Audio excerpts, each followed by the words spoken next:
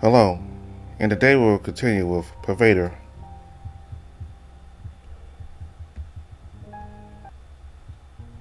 So, can you teach me some magic? And I rolled his eyes. Wait a minute, I told you already. I know, it's not the most important thing right now. But who knows how long it will take before we find a cure. I might never get another opportunity. I might, wait a minute, you mustn't speak like that, please. Sorry, we will find a cure, and then you can go study at a sanctuary. Yes, and until then, maybe you can teach me a little bit, even just that torch spell, please. He looked unimpressed. I just feel like I'm useless. You're not useless. I am, Ellen. I'm dead weight. You know magic, and Jim Shaw knows how to fight, but I don't know anything. He gave a complacent chuckle and shook his head. It will help distract me from the stress. I said it half truthfully, not really attempting to hide my intent to change his mind. My desire to learn is the main thing on my mind, but it cannot be denied that it will also ward away other concerns. Alan considered for a moment, eyeing me carefully. What do you know of magic? Not much except for what you explained back in Chariot. Surely you've heard inquisitors speak about some of it in the market square. They did, although I never heard anything specific about how magic works. Most of what they said was just talk of how it's evil in the fire. Hmm. It's not evil, obviously. They're the Inquisition. Even if they know how it works, I wouldn't trust them to tell the truth about it. Why not? I was taken aback. Wasn't it obvious? The Inquisition is a movement set explicitly against pervaders and implicitly against magic. Alan knows this, yet he is playing the fool. If they fight against pervaders, they fight against magic. Someone who fights on one side is not likely to treat the other side fairly. Yes, and how do you think people land on one side or another?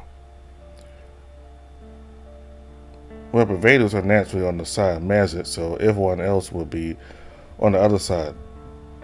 How many of these, let's say, natural exclusivities do you know evolve into such conflict?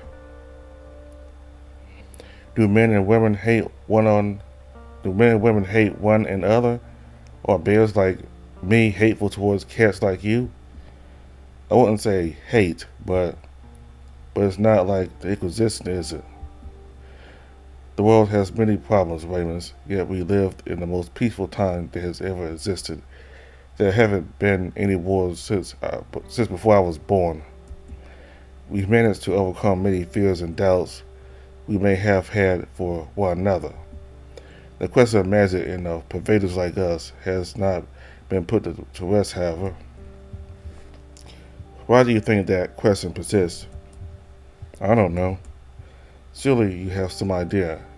You've heard inquisitors speak, and I know they have a lot to say.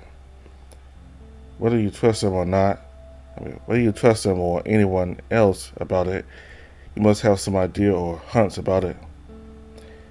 Take a guess and tell me what you think. Why is the Inquisition against pervaders?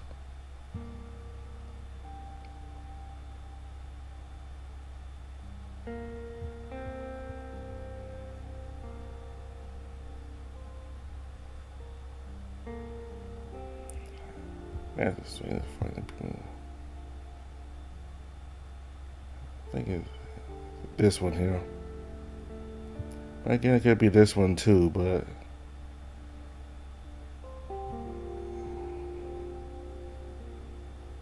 could be this one too. But I'm just gonna say this. Yes, without a doubt, even if they do not state it thusly, that much is obvious. It is also the tool by which they govern against us by cultivating fear in people's hearts. He tilted his head upwards and glared at the sky. He parted his lips as his eyes fell to thinking, arranging his thoughts in that special way of teaching. When a cause is given life and entrenches itself into a social, political, or religious solid, it does so on strength or purpose. The good it wants to foster and the bad it wants to curl are powerful ideals which chisel at the marble of the world. Yet when the marble turns into its final shape, what is left for the original cause to work on? The passage of time and the effectuation of duty makes what was once solid wavering. Purpose is replaced by empty ritual and routine.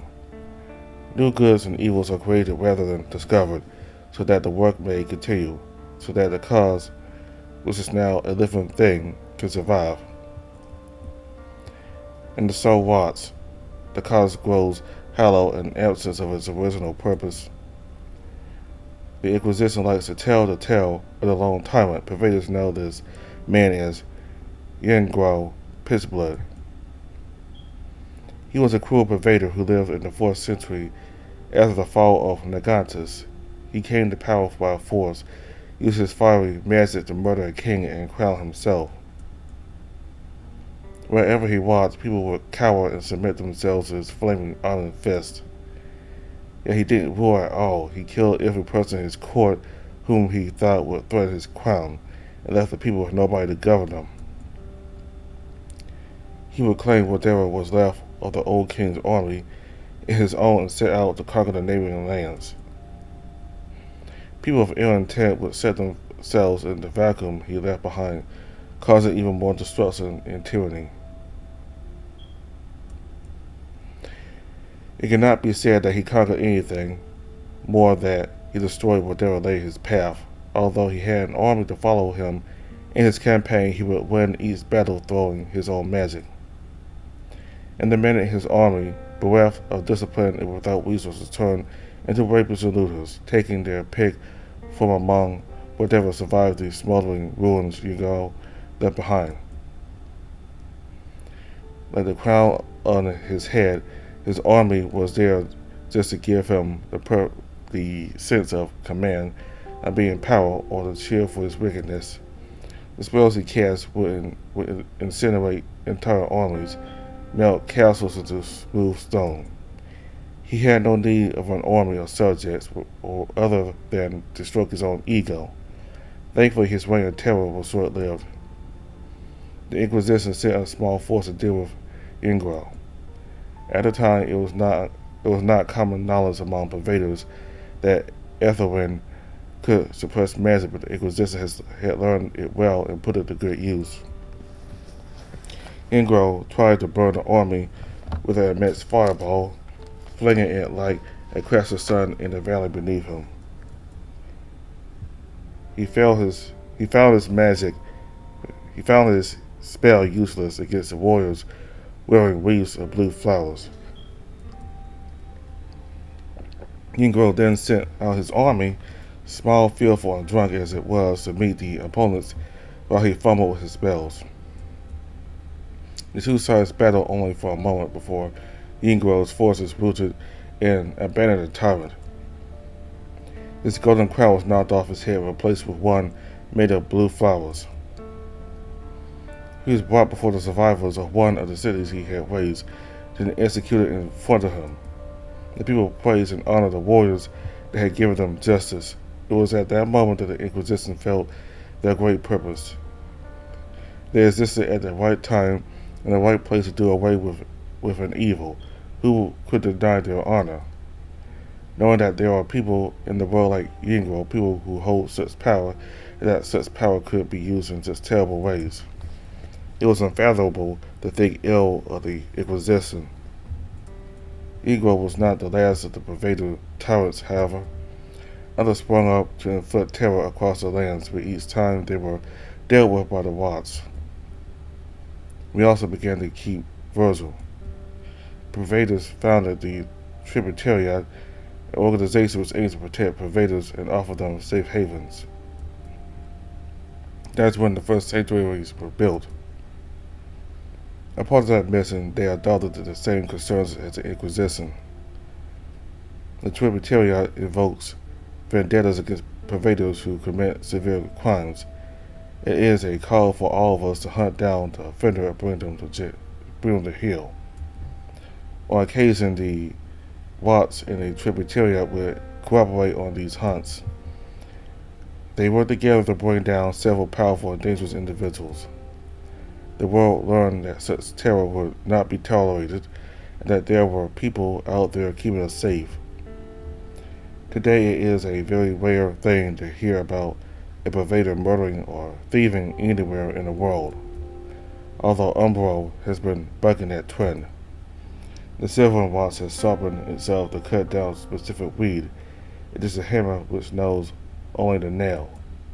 The numbers grow each day while the bad among our kind have also grown, sorry, fearful of our own vendettas. And the stress is removed, yet the stress keeps accumulating. What conclusion can one arrive at?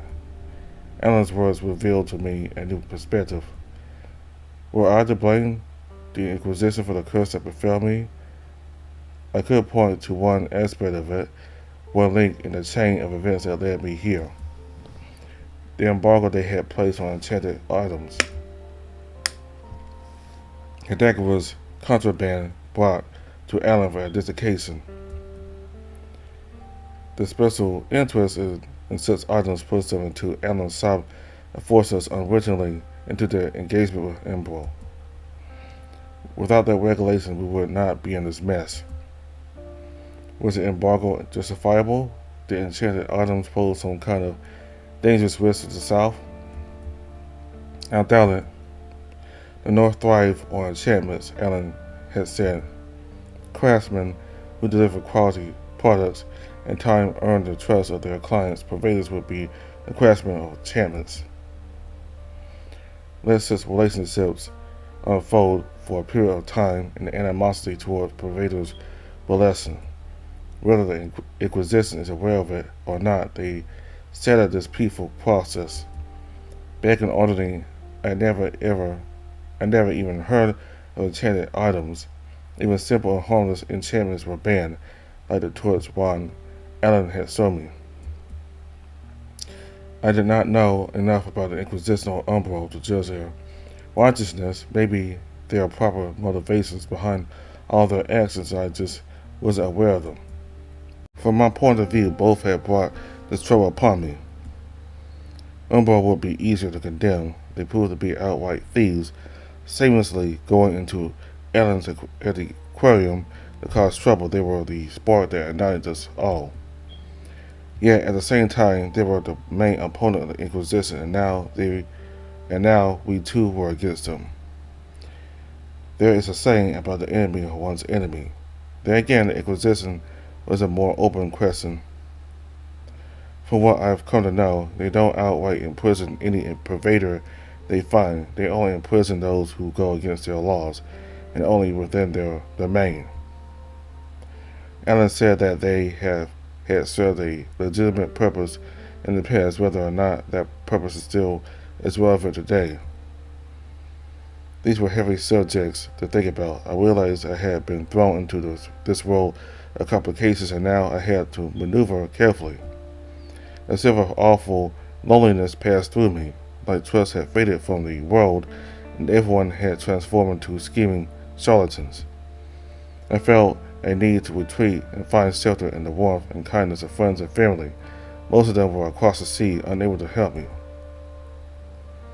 But I also had Alan. He had become an anchor and committed himself to saving my life in gem swords. As distant and brooding as the watchman was, I felt a deep connection with him due to our shared affliction. He was mopey, and it was bothering me. I feared that he harbored ill will against us. I decided to ask Alan about him. Learning magic can wait. Do you think Gem Sword hates us? Hate? That's too strong of a word, I think. You said the Inquisition hates pervaders. People are not the Inquisition, Ramus. Everyone has a story and experience with their own past. He's young and impressible. No doubt he has prejudice against pervaders from his training. How far it goes, I do not know. But he's a pervader too, now. We should all be on the same side. Is he now? Do you think he sees himself that way? Remember, he's a Wasman. He spent his entire life training to fight against Pervaders. It's a difficult situation for him. Try to understand. I know, I just want us to get along. Consider this. Not only does he have to suffer through this affliction, he is also entangled between two worlds. He is a Wasman and Pervader. He was forced to abandon his covenant, perhaps forever. He has to make peace with his rivals and to find a rescue in magic, the very thing he was holding against. Worst of all, he is worried for his father. The monster betrayed the Watts and releasing us and will likely suffer dire consequences for it. I know all that. That's why I want us to get along. Wouldn't he feel better if he knew he could rely on us? Perhaps he needs time to come to terms with the situation. We are sinister strangers to him, Ramus. It is not easy to make friends in times like these. Even though I knew he was right, I wanted to fight against it. Gemsor must learn we are not enemies. I understood what it meant to be alone among strangers. That had happened to me when I came to Ortha. Mine was a voluntary decision, however. His circumstances were worse. Despite the stinging weariness in my legs, I quickened my pace to catch up to Gemsor. All this time he had kept moving forwards, not even taking a moment to look back and check if we were still with him. Maybe he is too shy to talk to me or Alan. He is younger after all. Maybe all he needs is for someone else to take the first step. As I got closer to him, he gave a bare turn of head to notice my approach. I walked alongside just slightly behind him for a little while longer. We haven't met properly. I'm Ramus. I know your name. He spoke with the kind of softness which implied defiance. Still walking, I held out my hand to invite a handshake. He glanced at me for a moment and kept walking. It didn't seem like he wanted to amuse me. I did not relent, however, and after a few seconds he sighed and yielded into my hand. Gemsor. His grasp was too strong, almost retributive. He saw an ounce of enmity through his glare. We continued walking in awkward silence. What would be the best approach to get through to him? I felt silly now, walking there without an obvious reason. I still have thought about what I would say beforehand. That's what I do.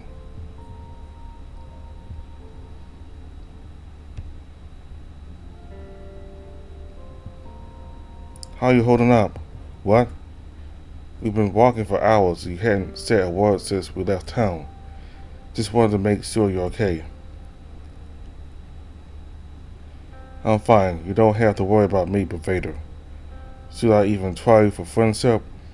He is a Watchman. It might be unwise to push this further, and it doesn't look like he wants to be friends. We're all in this just to survive. Once this mess we're in gets sorted out, we're not likely to stay friends. Ellen wasn't friends with the Watts either. If anything, they were exploiting him. Did I really want to set myself up for that as well? I was beginning to lose confidence in this idea. We'll be arriving soon, Pervader, and get our hands on one of those daggers. The sooner we can get cured, the better for everyone. But do not think I'm letting you go afterwards. What do you mean? We'll return in time for the prosecutor's arrival, so all this can be put to rest. I don't think it's that simple. What? Alan says the dagger will help, but he's not certain it will give us the cure. Sir Marceau said that your friend knows a lot about this old magic. He must be able to find an answer.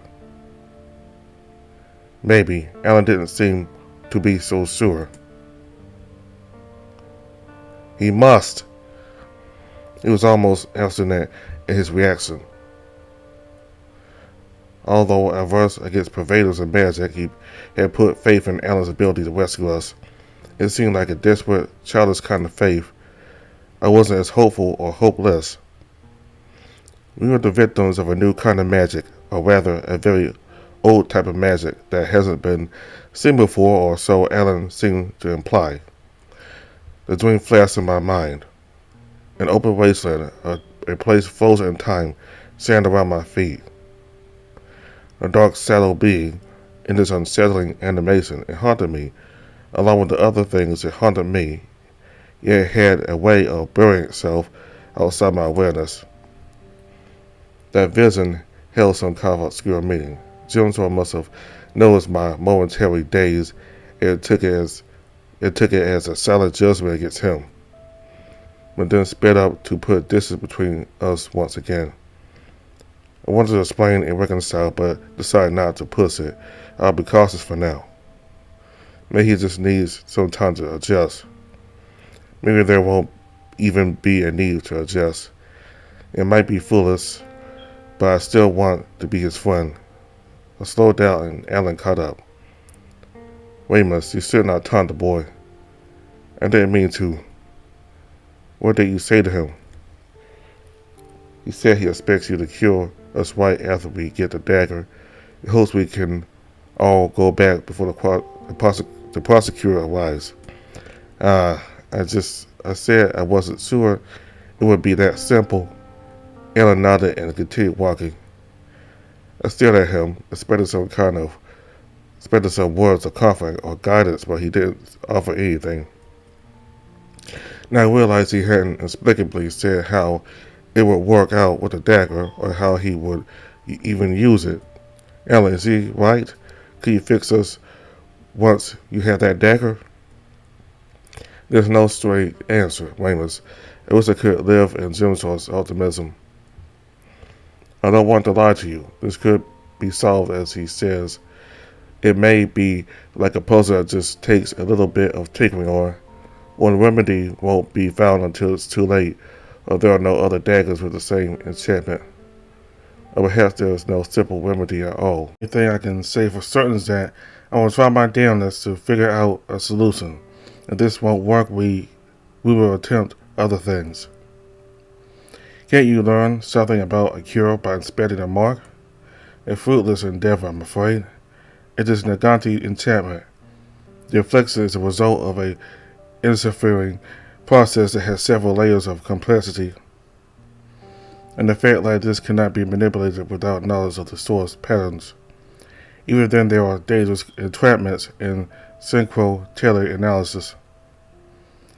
Trying to figure out this thing without a dagger, it would be like traveling a maze without a sense of touch or sight. If I had a dagger of the kind, I would have a map to that maze. My heart raced once again. This uncertainty plagued me, but also spurred me in positive ways. I felt confident in life, a strong desire to overcome and thrive against all odds. The wound pulsed, and I sensed it, not through touch, but through an unknown faculty I now possessed.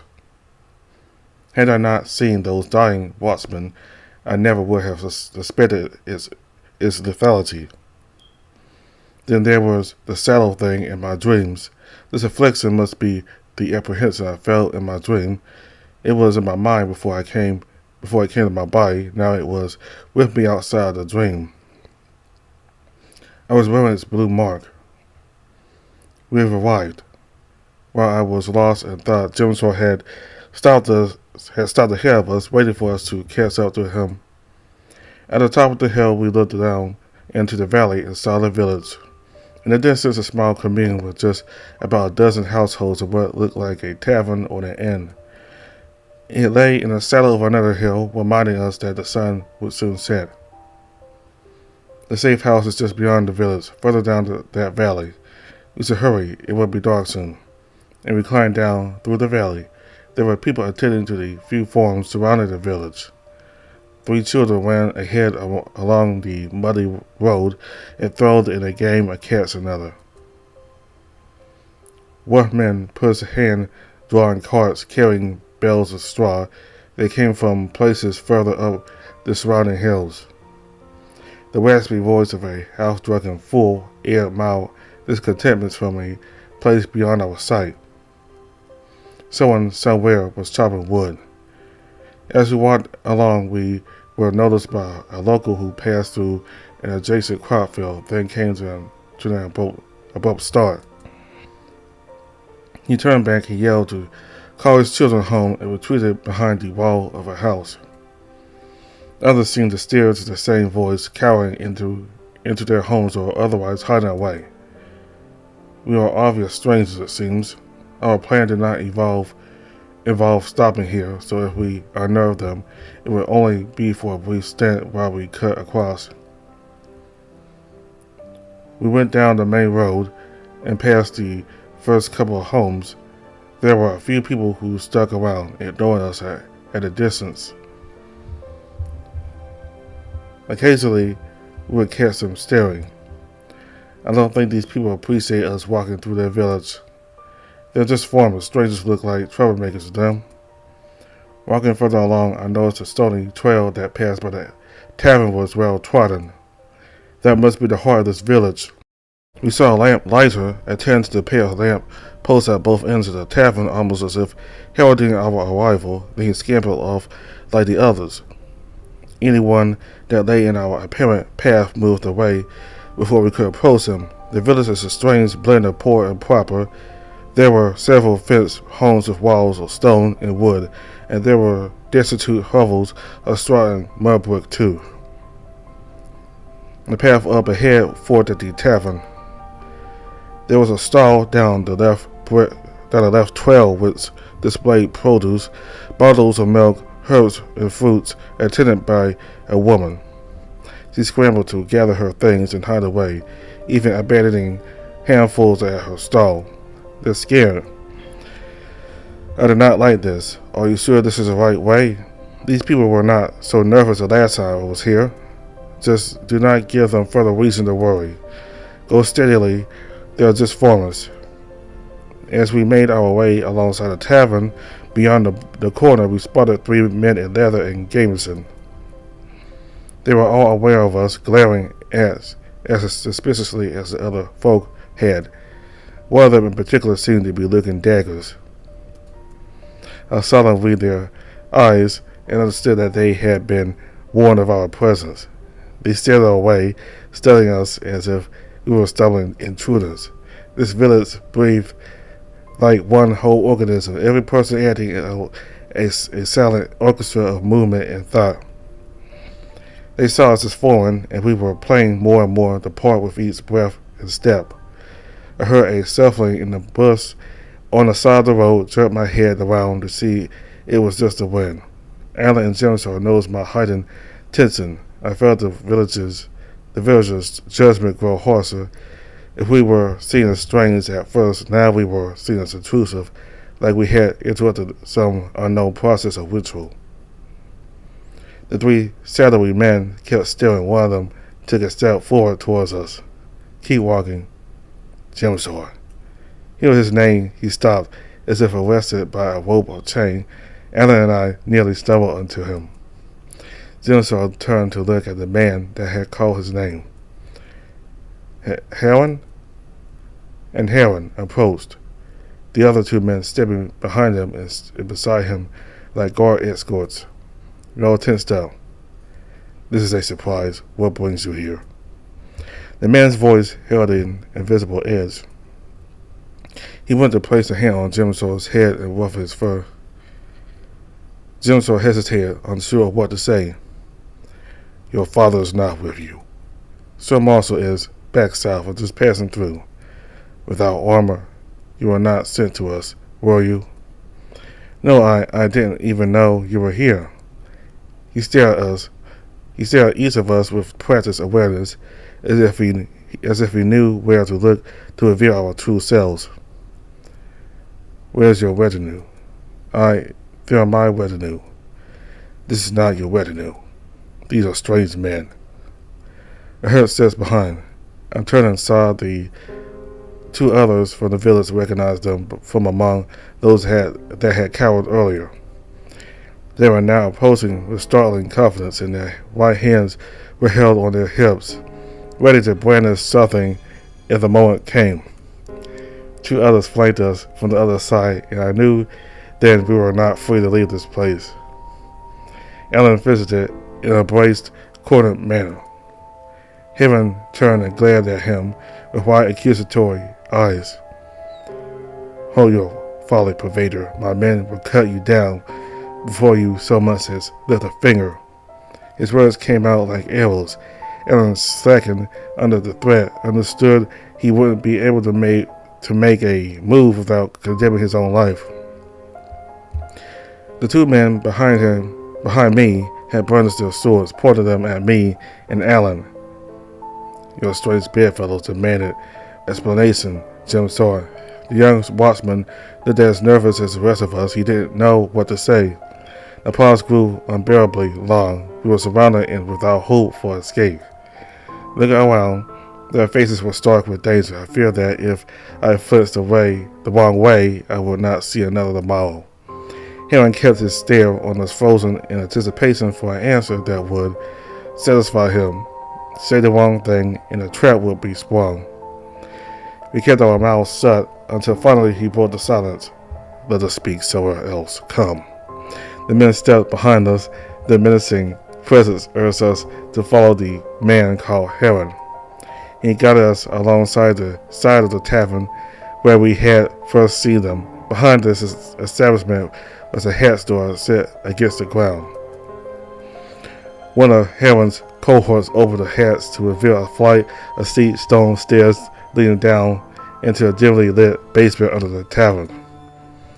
With a pointing hand, he told us to go through. And down we went. Inside was a cellar cleaner than expected, with some racks of wine, a few barrels, assorted farming tools, and brewing equipment. The air carried the scent of wood and old paper. In the corner, there was a pile of stuffed raffia bags, tied and painted in the shape of mannequins.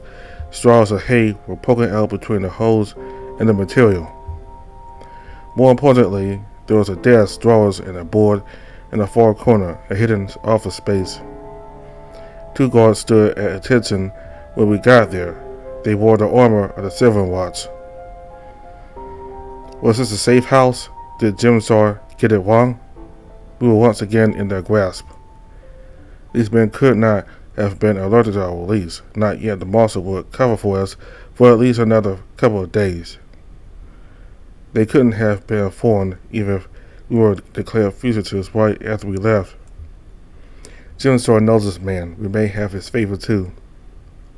Heaven sat at the desk and pointed at the three chairs for us to sit down. The men escorted us to our seats and stood by. Jim Saw did not meet Helen's eyes, instead keeping them focused on the floor.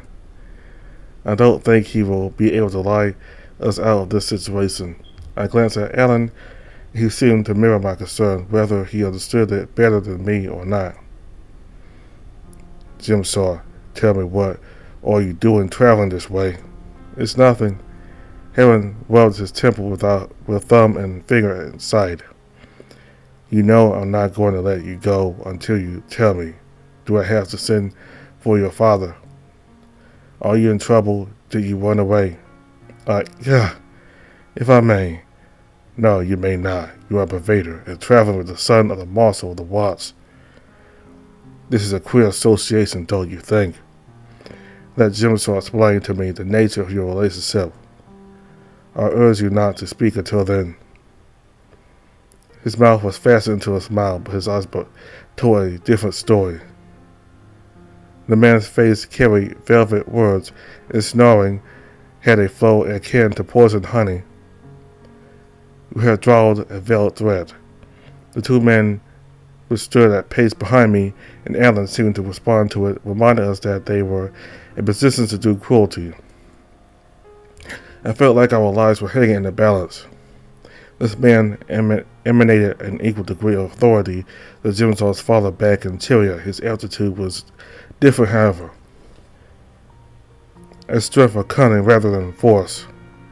Jim Saw, look at me. He gazed up at Heron.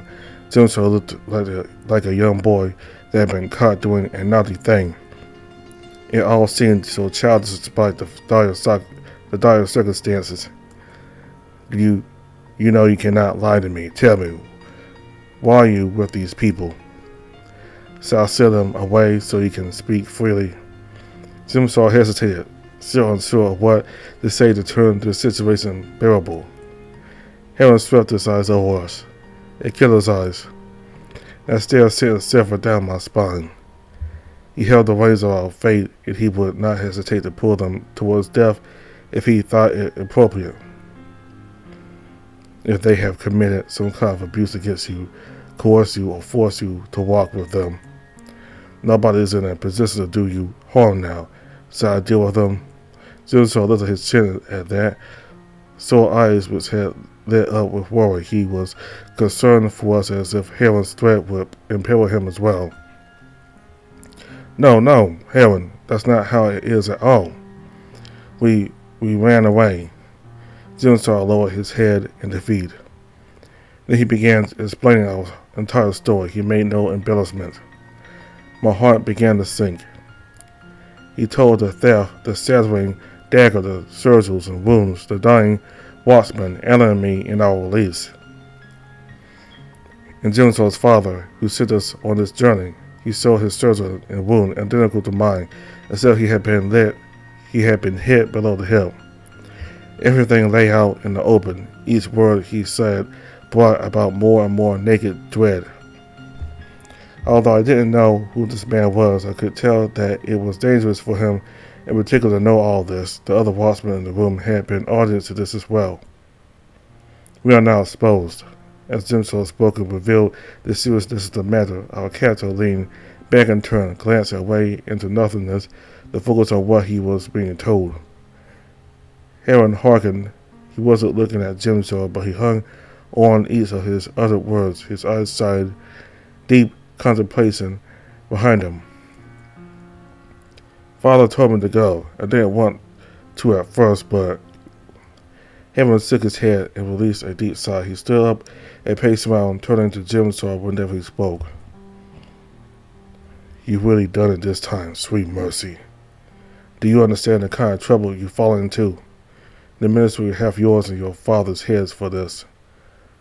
Oh, Eldon, how could you? Jigsaw started trembling and sunk his chin to his chest.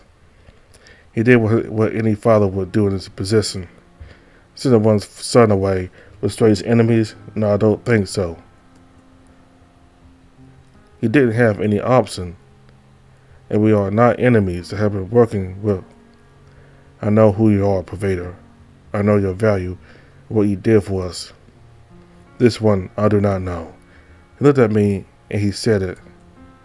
He is Ramus, he is my assistant. You misunderstood me. Things I know about, things I know are not things you tell me. We are in hazy circumstances which I don't like. Father sent in evidence. Sesson investigated him. You don't have to worry, Heron. Worry is all I do, boy. They're worried for their lives. If you arrest us again, there won't be any time to find a cure.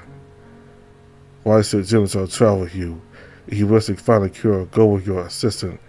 Once you discover it, come back and treat Jigsaw. Alan glanced at Jigsaw.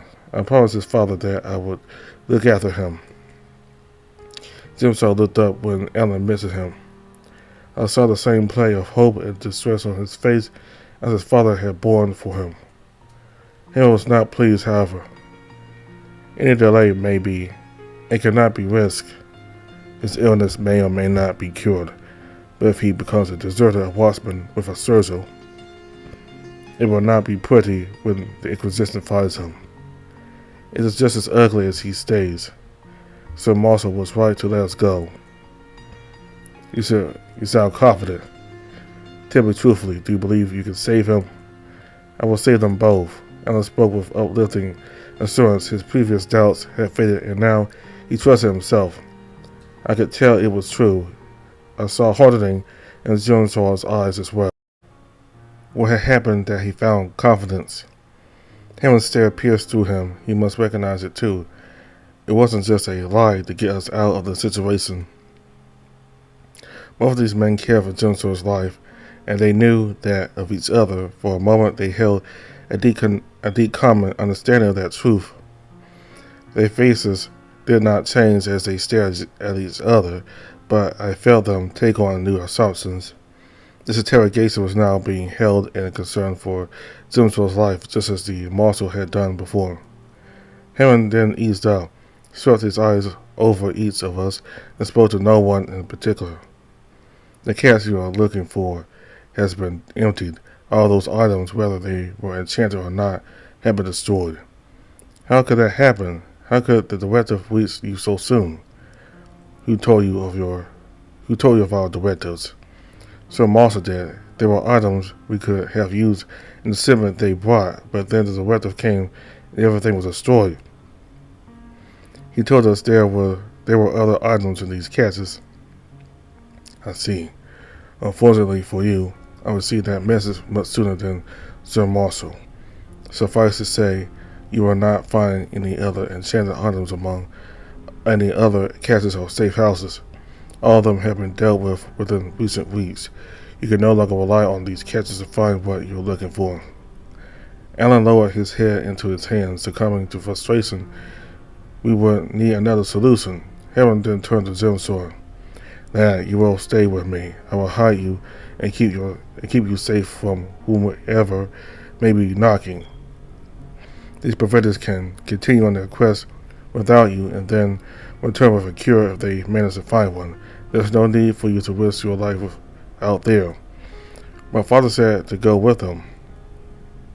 If your father knew I was in the region, he would have come to me for help. He didn't, but I'm offering it just the same. You must stay and let me keep you safe. He would want to know you are with me rather than with these Pervaders. Jimsaw shook his head. I can't do that. Father said that I had to go with them so I can get cured as quickly as possible. He said I need to get it done before the prosecutor finds me. I can't waste any time. If the prosecutor shall want to see you, then I have the proper means to keep him away from you like your father. I'm able to buy you time. I'll visit Chiliad and meet with the Elden. Tell him you're here. He will come to see you. No, I have to go. Jimsaw, stop this. You're being foolish. It's going to get you killed or worse. You will stay. No, I'm going with them. What is with this attitude, boy? Are you being stubborn, or are you trying to act brave? I know your father told you one thing, but your circumstances have changed. I'm only trying to look out for you. I don't need your help. He muttered his words with chilling undertones. Hill's eyes narrowed and pierced at the young watchman as if targeting an enemy. This man was not amused, and I could feel that Jimsaw was overstepping his familiarity. What do you think your father is going to say when he learns that I met you and didn't shelter you? What do you think his reaction will be when he learns that you refused my help? Father said, Elden gave you an order. You've always followed him faithfully. Your affliction has turned you into a liability for the Watch. You've been sent to absolve yourself of it. There's honor in that pursuit. But that honor is fleeting. How much time do you think when passing to the Watch deems you a deserter?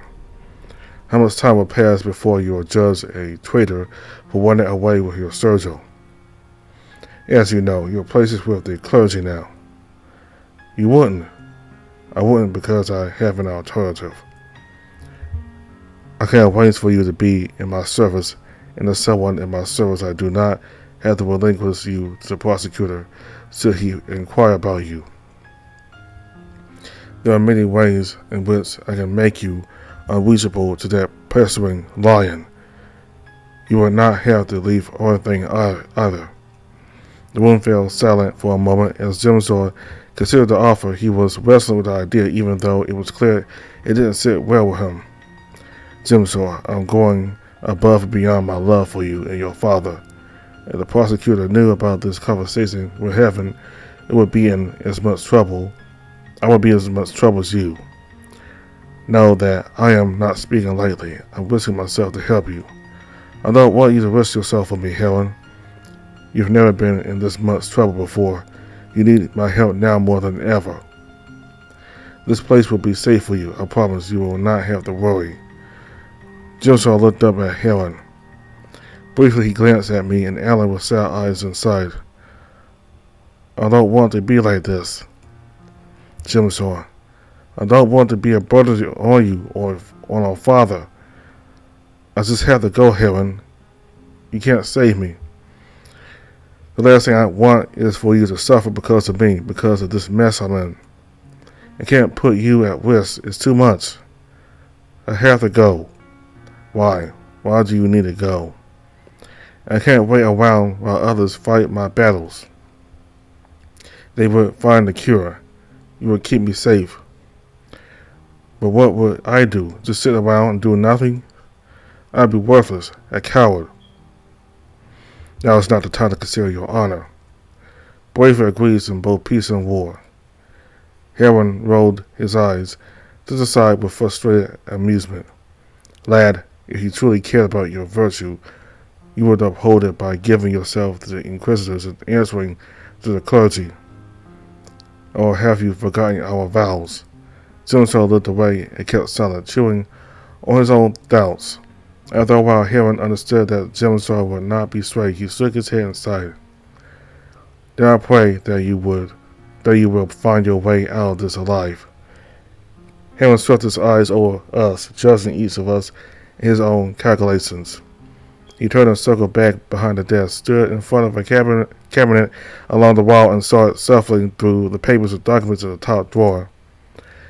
As I understand it, you will be looking for another one of those enchanted daggers. You mentioned Sir Marshall will track down Umbro to help find the dagger they managed to steal, but I have my doubts that he spoke truthfully. If the watch starts going after Umbro, any enchanted items we find will be confiscated and destroyed before you can get your hands on them. This includes that dagger you've been looking for, and perhaps others like it. Sir Marshall will be denying you the opportunity to claim those items for yourselves. I think he is wise enough to know this. I will meet with him again tomorrow, and when I do, I will remind him if he said it in error. He pulled out a dossier marked Umbro, everything, and slapped it on the desk. Jimso leaned in to inspect it. Regarding Umbro in this region, this is what we know. It should be a more detailed report than the ones you've seen, Jimso. They haven't been very active in these parts as of late, but they are doing plenty around the middle of the country, near Tinderhall. The ministry has attempted to expand the domain to everything. Unfortunately, there has been much resistance from the local leadership. The minute lords have not been responsive to our appeals, and so we have only been able to assert ourselves in a few places south of the country, including Chariot. If you go, the less you will see of the Silver Watch. We do not have authority there. Is this village part of the domain? No. Then why are they here? This place seems to be crawling with Inquisition agents. He leaned against the desk. I see. You don't understand this place. But you're a fresh Pervader. I understand that. I understand they teach you these things in sanctuaries. Do you even know who I am? He had given me strange vibes ever since I first saw him. Such a question could only reinforce those feelings. Surely your older friend must have realized it by now. Will he tell you? Alan's cautious stare showed he had a critical awareness of this man's hidden nature. I've never heard your name before, but I do know you, sir. He then turned to look at me. The Silver Watch has 4 branches, each headed by one commander. We've already met Jimso's father, the Marshal of the Watch. There's also the prosecutor and an admiral. Alan glanced back at Heron. And before us lies the master of the 4th branch, Heron, Sword of the Watch. Leader of the ministry's personal guard, or so you claim. Pervaders know better, though. You're the Inquisition spy master, a trickster, a saber, an assassin, a truth extractor, and God knows what else. I don't know the full extent of your station, and I doubt any Pervader will ever learn it. But I'm sure you wear many other vile labels. Heron did not react, which I understood to mean Alan had given an apt summary. What does that have to do with this village? This is an outpost. We cannot be out in the open, waving banners and setting up tribunals. It is secret, like the safe houses and castles you were seeking. Most of the men, women, and children here are all watchmen and their families. The others have been brought into service to the Inquisition. We need places like these if we are to investigate Pervader matters in these fringes. Umbro has been ducking away from our scouts. We are concerned that they are preparing for a big move. What makes you say that? Up until 10 years ago, Umbro had been mostly operating in the south throughout the domain. They fought and advocated against the Inquisition directly. We managed to uproot most of their activities. However, whatever was left of them escaped north. We thought they would scatter and dissolve among the northern sanctuaries. Instead, they seemed to have straddled the border. Unsurprising, Boetius did not hold much love for Umbro and regarded them as troublemakers which excited the Inquisition despite all the good they did. Good? We do not appreciate those kinds of revolutionaries in the domain. Back then they fought to keep the roads safe when the local lordships could not or did not want to muster forces. Umbro today are troublemakers, yes, but they were not always bad. They were the fiends dealt with banners or to replace them, and stood at locals for their protection. Any and all peoples have their quirks. Judging the many for the sins of the few is not just. One of your kind is as dangerous as 1,000 rogues. Your potential for harm brings about the necessity of oversight. That is the Inquisition's purpose. We have our own oversight. The Tributariat serves that purpose without your oppression. Your Tributariat did not arise out of an innate sense of responsibility, but because the Inquisition forced it into your consideration. Without your pressure, you will falter into your moral duty. Anacross his arms in stalwart opposition, Howard waved a dismissive hand in response. Let us not argue about old enmities. As I was saying, Umbro had gone silent for many years. Now they're back in well train, fomenting conflict. What have they been doing? He witnessed one of their escapades, attempted to steal from the Sylvan Watch as a bold move. But there are other, more serious offenses. A few years ago, they murdered a couple of my men who had been surveying a sanctuary. Those were the first killings since they went into hiding, and there were 26 more deaths after that. Thankfully, they haven't been killing civilians. We've attributed lots of thefts and sabotage to them. Part of the reason why we've been allowed into our things because Umbro had started harassing trade routes. We were asked to patrol the main roads, and now Umbro are trying to harass us out of this country. Where once they would flee, now they're putting up a fight. The pattern is obvious. They are taking action to prevent us from having any influence in the north. Perhaps if the Inquisition was not so imperialistic, they would not feel the need to push back. They do not care for your expansion. Of course they care. They're trying to put themselves between you and Boetius to protect that Pervader's homeland. It was always their imperative to advocate for our kind. You're wrong. They've been causing trouble for your kind up north as well. They have been hitting Nor Enclave shipments. They are secret dig sites, which have been raided and plundered. The Tributariat has not stated any judgment of Umbro. They may not care, or maybe they support Umbro. Wherever their stance is, they keep it to themselves. Our Pervader contacts of Boetius, few as they did not seem to appreciate Umbro's exhibitions. Now even those friends have gone silent. I fear Umbro may have turned them against us or otherwise disrupted our communication.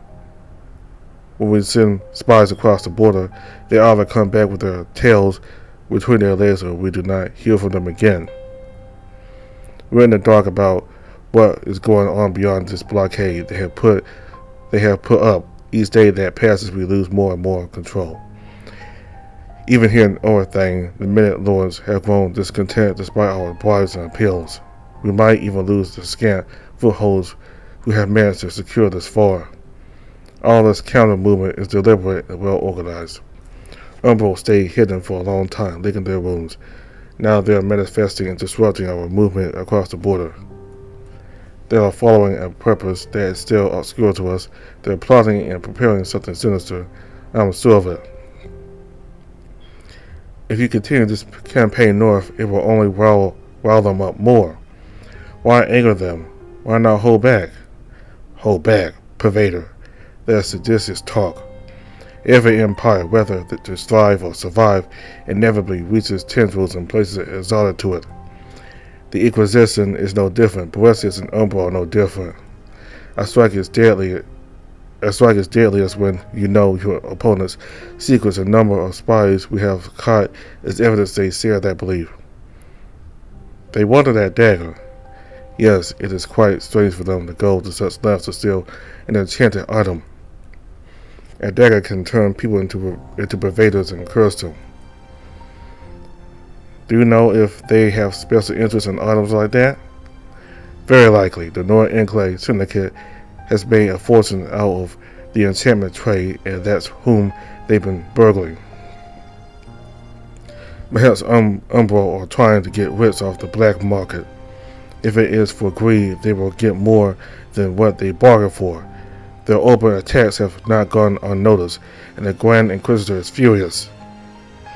The hunt will come sooner or later.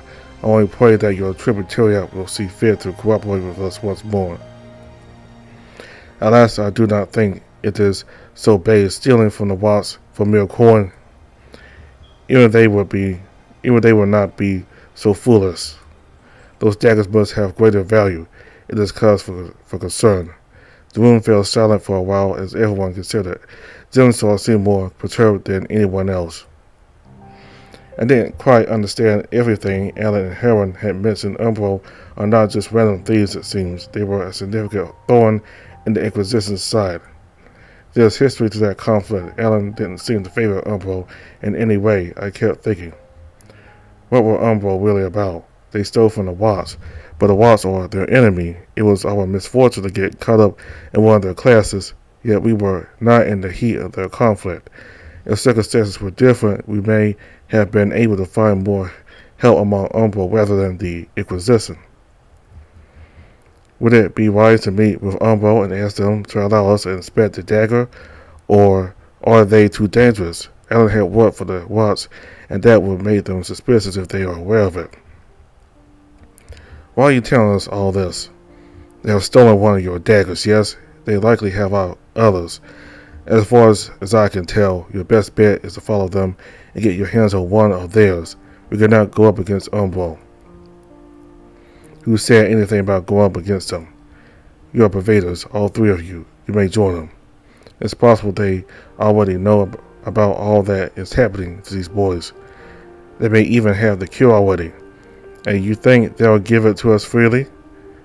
I don't know what they will do. At the very least, you can be sure they will not kill you.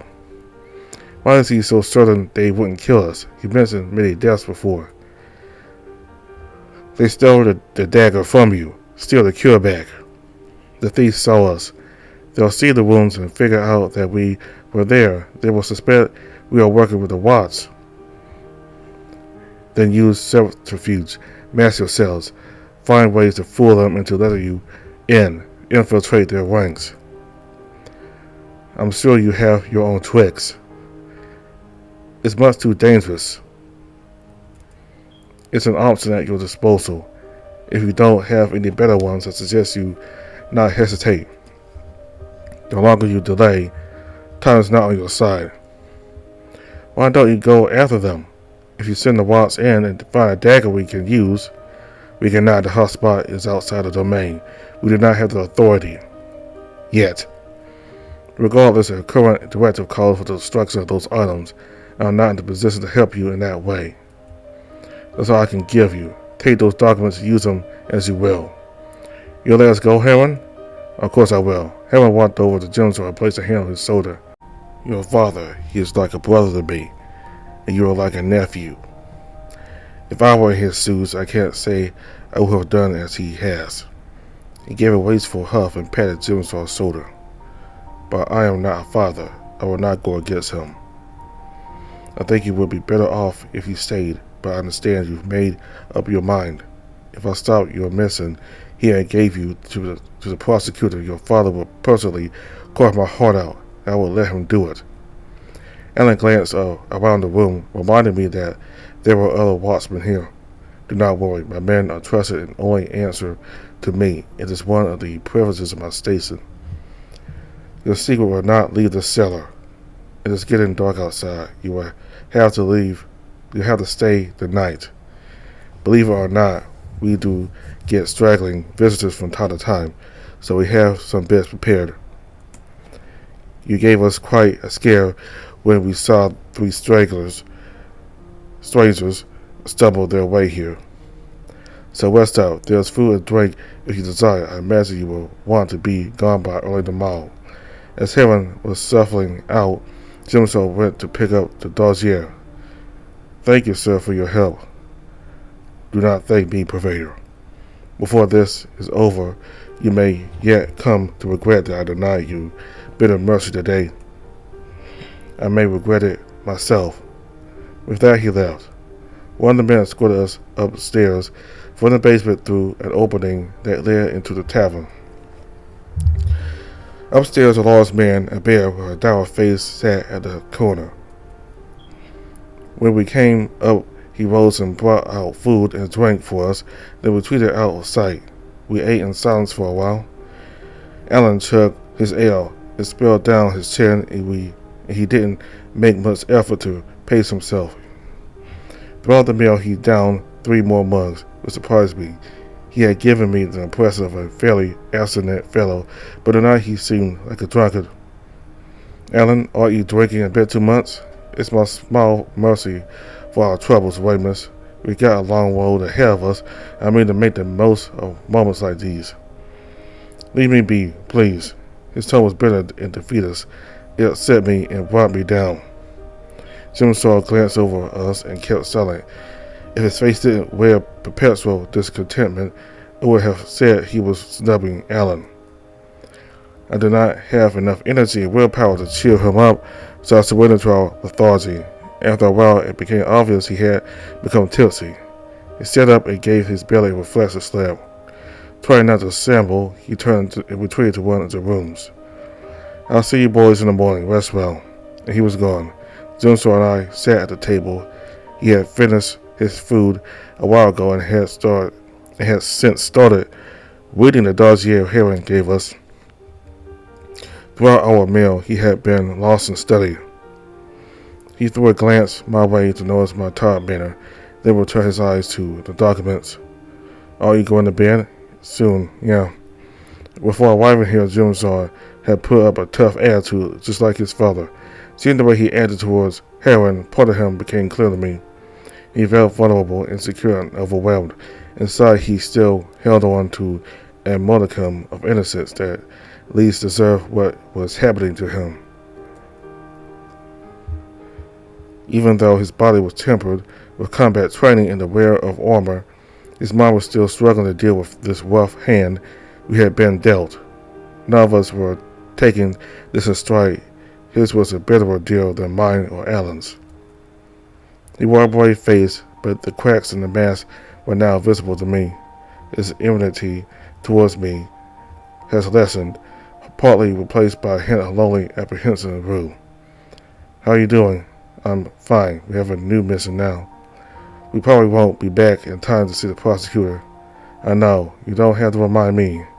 I'm sorry this didn't turn out how you expect. You don't fool me. He cut off my word, turning to stare at me with rekindled spite. Huh? You're not sorry. Stop trying to play this game of friendship with me. I really am sorry. You think I can't see you? I see you. I see that gigginess you've been trying to hold down. You couldn't be happier. You like that you've become a pervader. You can't wait to start dabbling in magic just like the rest of them. What does that have to do with anything? It has everything to do with it. These afflictions are linked with the surgery. If we were cured, the surgery will go away. You don't want that to happen. You think I'd rather die than lose a surgery? He stared me down, his eyes searching through me. I think you're foolish enough to let it happen. You won't sabotage us.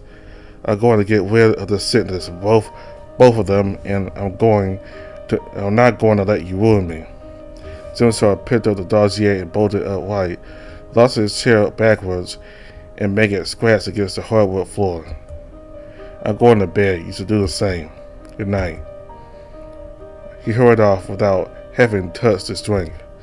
I guess he is the abstinent one, or does his watch forbid it? After he left, I leaned back into my chair and stared at my own drink, mulling over Zimstar's words. Why did he have to be so hostile? No, I don't want to go through this right now. I'm much too exhausted and weak from travel and from Heron's interrogation. I don't need any more of this. After downing my drink, I retreated to my own room, shook off my boots, and crashed into bed. It felt softer than the one I laid in previously at the working camp, yet I knew my sleep would not be as restful. Peace of mind came from familiarity, and this place was yet another foreign affair. I drifted off to sleep. Darkness encircled me and swallowed me up, spat me out in a dream. Soon I found myself in the gray building realm again. The shadow was standing in front of me, this time closer with a soul of anticipation. I felt its thinking eyes regard me. It had the frame of a man, and looked at it more closely, realized it has whiskers and a tail. It was a feline like myself, but also unlike myself. I was certain it wasn't some kind of ghostly double. It was taller and had a powerful presence beyond its strange obfuscating qualities. There were many times in the past when I experienced nightmares with visages less disturbing than this one, yet in this instance I was not terrified. The realization of that numbness scared me more than the thing itself. My vision goes blurry once more. The dream is fading. I see the cell become a blob of nothing as everything else turns into the same absence. Morning came with the sound of crowing roosters and made me drowsy. I slept comfortably, or so my body seemed to tell me. My head did not agree. I will lay here a little while longer. It was the second night in a row I had spent in a strange bed. I huffed uselessly. There would be many more nights like these. Best get used to them. It took me a few weeks to settle into a restful habit of sleep back in the working camp, but even that place had its heady disturbances which never left me. I rolled over and glanced through the darkness at the floor where I had thrown my boots and leather pouch the night before. The notebook was still with me, that thing which was supposed to help improve my reading and writing skills. Frustration rattled me. I felt both exhilarated and disturbed by our circumstances. Things were so much simpler just a few days ago. Alan had planned for me to study under him. I followed in his footsteps, and I was eager to do everything he would tell me. In a way, that goal seemed even more realistic now. Being able to do magic, I would also have the entire set of tools which Alan used for identifying enchantments. Of course, all of that was disrupted by the accident with the dagger. Now my life and Jimstar's were hanging in balance. But just a glance at Dawn notebook reminded me of how everything became so messy. Why am I even so upset? I'm happy to be on the road with Alan and Jimstar. It's the most significant thing that has happened in my life. I can't deny that Jimstar figured out some truth within me. I do want to learn magic, more so than I care for a cure. That can't be right. I didn't realize it until he said it, but it's true. Am I so foolish? It is obvious to everyone. Can Alan see it? I feel so lost, so helpless. If there is a cure for this affliction, I will never be able to find it. At least if I learn magic, I can say it wasn't all for nothing. Yes, that's it. I don't have any control over this thing that's killing me, so I'm desperate to gain some other kind of control. As crazy as it sounds, this hanging doom gives me life. It threatens to end me, but also shows me potential I had never thought possible. I must convince Alan to teach me a spell today. Maybe then I'll feel like I'm able to do something.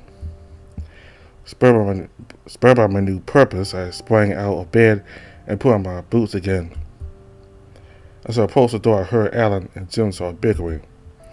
I stepped outside and saw them locked in their argument, leaning over the same table from the night before. Nobody else was around. It's dangerous. I can handle it. It's not just about you, boy. Don't call me a boy. I answered over to them. Once they noticed me, the tension in their shoulders subsided and they stopped arguing. Alan tried to force a smile. Good morning, Ramus. Good morning. Johnson scoffed. He stormed off outside. Alan raised his voice at him before he could leave. You're free to stay here if you don't like it. With that, Alan sat in one of the chairs and fought against his frown, trying to smile. He pointed an inviting hand towards the chair across from him. I sat down. There was gruel and tea prepared for us. It looked like they had eaten already. The Emperor Dozier lay there as well, to the side. I attended to my meal while speaking with Alan. What was that about? Alan rolled his hands and looked from side to side before settling on me. I decided that we would visit his sanctuary, and Jimson was not happy about that. Not happy at all. He wants to go after Umbro. That's what Heron said we should do. Of course, he would say that. He wants us to spy for them. Why else do you think he told us so much about Umbro? He glanced over to the dossier. It did seem strange for the Silver Watch spy masters to brief us about their movements.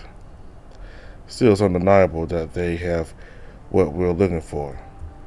Besides, those rogues are too troublesome. You don't think it's safe to go to them? No, Amos. He leaned forward and struck the table with a fist, startling me and shaking the bowl. They almost killed you. I remember the thief holding me and pressing the knife against my neck, and as Alan and the watchman stood by. That memory of terrible, paralyzing weakness unsettled me. Some kind of magic had been used on me at the time. I was now certain of it. And in the explosion, I had felt like a slow death, unable to move, struggling uselessly like a bug caught in a spider's web. Despite that trauma, I understood that they weren't there to kill anyone. They were just wanted the daggers. I don't think they wanted to kill anyone. Their idiocy managed to end lives. You two have had your life threatened. It makes no difference what their intentions were. Umbro will not be our focus, not yet. We have other, safer plans we can explore. A sanctuary? Yes, I know of a place. 2 or 3 days travel northeast of here. You don't want to check out the cats first? Why would we? Heron said they destroyed all the items. What if he lied? What if he said it's just so he could convince us to go after Umbro? Perhaps he did. If those items weren't destroyed last night, then they're surely destroyed now. You think he lied? You think he'd do that? Alan sighed, then threw his lips straight, trying to hold back annoyance. I don't know this man, Ramus. Either he does care about Jim's store and spoke truthfully, or he lied about it and sent someone to deal with the cats. Either way, we're not getting a dagger out of it. I nodded, feeling a bit silly for holding on to that hope. Well, it's going to be great visiting a sanctuary. We can learn magic there. That's not why we're going, though it should be good for you to see such a place. We're going to try and access a sanctuary library. I need to research Nagati tools. They might even have a dagger we can use. Okay, but Alan. He glanced at me with a cracked eyebrow. I want you to teach me some magic before we get there, please. He rolls his eyes again and mutters to himself, yet he smiled. I am the caretaker of 2 boys, it seemed. A snigger had protested, but I knew he would do it in the end. In the month that I had gotten to know him, I came to learn that Alan's mind was very changeable as long as you appreciated his gentle side. How are you so certain you can even learn? You don't know anything yet. Isn't that the point? There's learning, then there's learning how to learn. I was doing those reading and writing exercises though. Shouldn't that help? It should, where you will read and write. There's no time for that kind of study though. What other kind of study is there? Study from within. The fundamentals of magic are more about attuning your senses and perspective on the world. You meditate and bring out your awareness. Have you felt anything strange lately? Any weird feelings or observations? Other than this affliction, of course. Not really. Oh, there's this one strange dream I had. He perked up at that. I was in an empty desert, naked, and there's a standing shadow. A standing shadow? Your shadow? No, I'm pretty sure it was its own thing. It moved by itself, too. And I felt something on my belly. I think it was this affliction. Alan leaned back and narrowed his eyes, staring at me and through me. What else happened? Nothing, I just woke up. Were you able to move? No, or barely. I think I could leg around, but I couldn't move my arms or legs. He went to scratch his chin. Yes, that kind of dream is a Pervader thing, although it is strange you have this shadow there with you. What do you mean? You've had a dream like this too? Oh yes. Do you dream often? Not a lot, but often enough, I guess.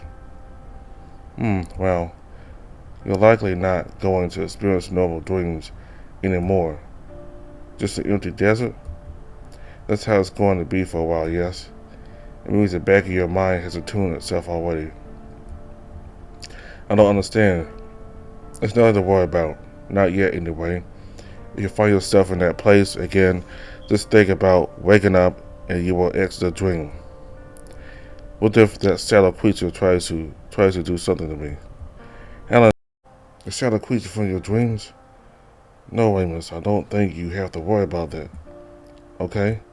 I sunk in my chair, disappointed in Alan's dismissive attitude. The shadow creature estranges me more than the empty desert dreamscape, but all of it was strange and alien to me. It's just that I don't know if I can sleep well if I don't know it. Alan stared at me and read my discomfort. He readjusted in his seat and leaned in to explain. This dream, it is a byproduct of the way your mind has altered after becoming a Pervader. The subconscious is the province of dreams, as well as a gate for the energies we use in magic. It's one of the ways to change manifest itself. Over time, you will begin to feel other alterations, more or less subtle. That sounds eerie. It truly isn't. I'm sorry. I'm doing a terrible job of calming you down. There's one good aspect to it. Your mind will become sharper and more alert from now on.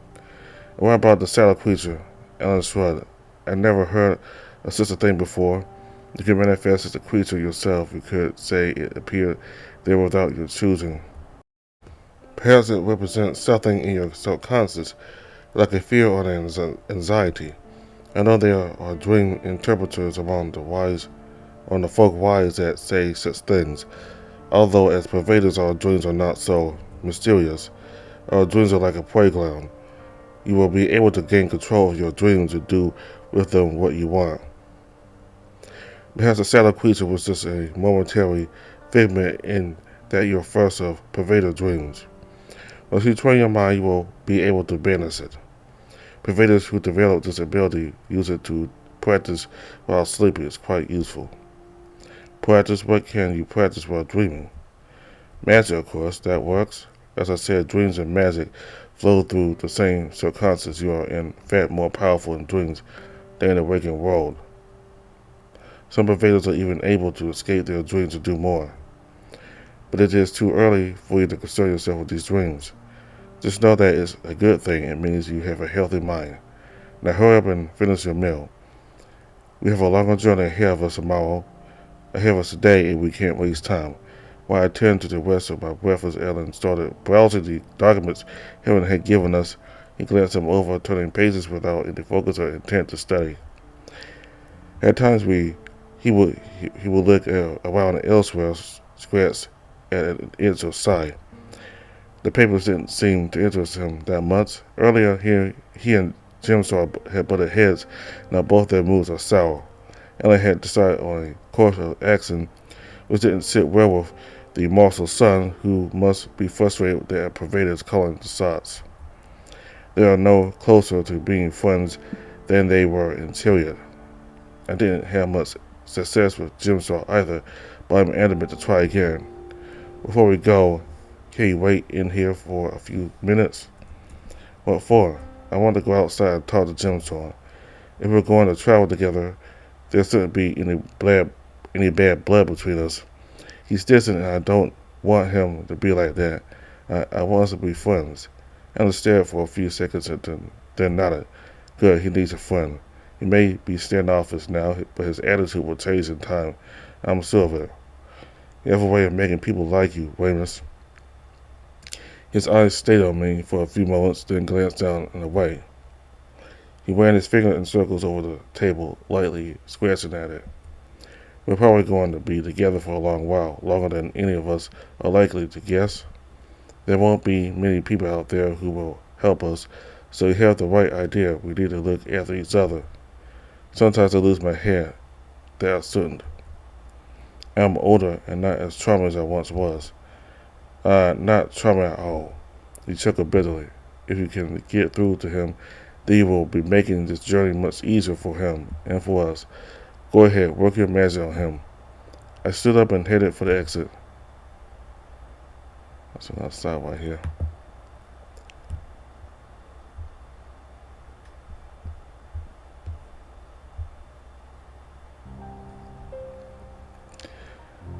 Alright, so those dreams Weymouth had of the shadowy creature that looks kind of like him, but sort of different. It certainly means that his abilities as a pervader are coming into effect, and that he can practice controlling his dreams. So, like other pervaders can. So, about Jim Saw, he's still very mad about the fact that he has to cooperate with pervaders. Now, maybe his hostility towards Ellen is one thing, because he was born a pervader, though even that I'm against. I don't think he should be hostile to anybody just because they're pervaders. But again, he's been taught that. He was raised in the Watts, so he's been taught that his whole life. But I mean, he talks to both Alan and Weymouth like they're pervaders, like he's not. But he's also a pervader too. Plus, Weymouth became a pervader at the same time he did in the same incident with those bandits there. So, I mean, he keeps calling Weymouth a pervader when Weymouth really no more different from him. Both of them became pervaders at the same time. So, I guess that's his way of coping with the fact that he is a pervader by trying to distance himself from Weymouth and Alan by calling them pervaders and not himself that, despite the fact that he's just as much a pervader as Weymouth is. So,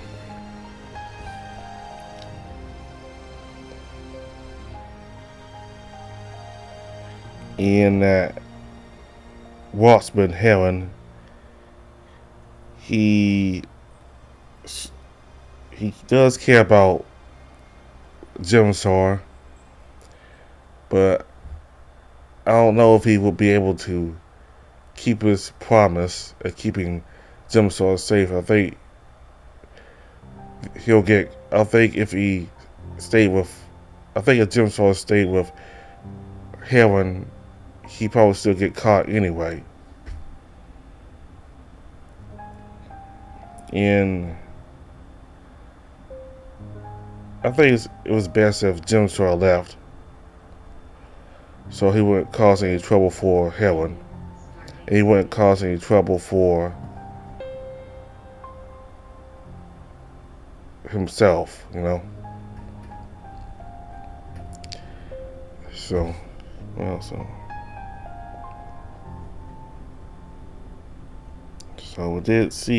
we did go through that patrol area when all those farmers and people in that village were really watchmen and their families. So they got caught by the watch, and they could have gotten themselves a whole lot of trouble.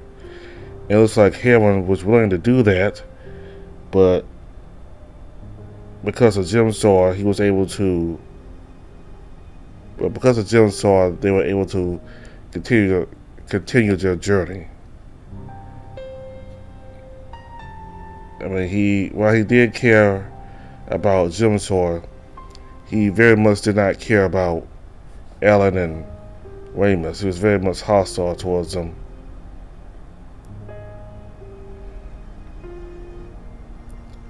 Yeah, but that's typical of Watchmen. So, we'll continue with Pervader next time. Thank you all very much for watching. Goodbye.